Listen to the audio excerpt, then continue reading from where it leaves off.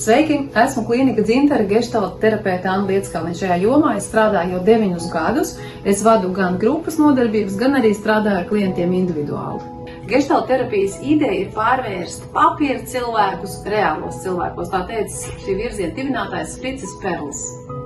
Geštalta terapija dēvē arī par kontakta mākslu, šeit un tagad terapiju. Nav nepieciešams atgriezties bērnībā. Akcents ir likts uz to, kas notiek terapijas laikā un veidojas starp terapeitu un klientu, jo cilvēka aktualitāte vienmēr ir blakus.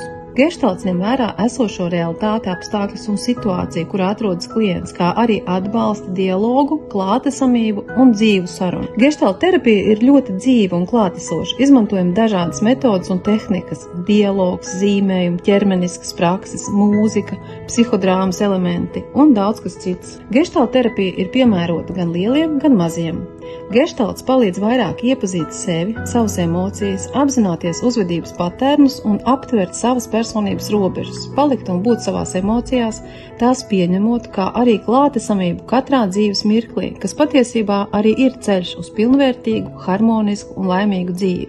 Grupās draudz strādājam pa pāriem. Tieši veselīga un atbalstoša satikšanās ar otru cilvēku ir viens no atveseļošanās galvenajiem pamatprincipiem.